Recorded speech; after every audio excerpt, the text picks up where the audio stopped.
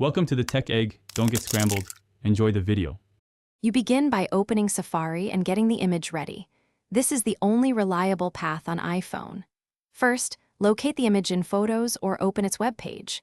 Next, make Safari act like a desktop browser so Google's image tools appear.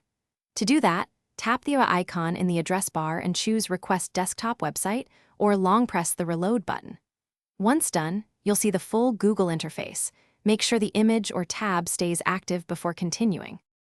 Now go to Images. Google.com, you must be in desktop mode so the camera icon appears.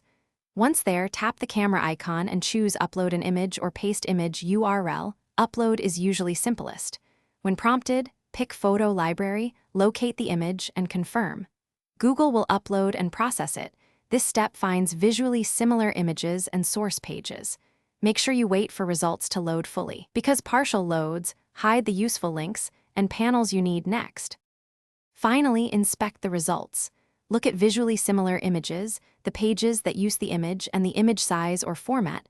This shows origin and context. If results seem empty, retry with a higher resolution file or crop out logos and watermarks. Those interfere. If Safari won't show desktop tools, clear cache or open a private tab and request desktop again. Once you find an origin, follow the page link to verify. And remember, persistence pays when images are heavily edited. Thanks for watching. Consider subscribing if I helped unscramble your problems.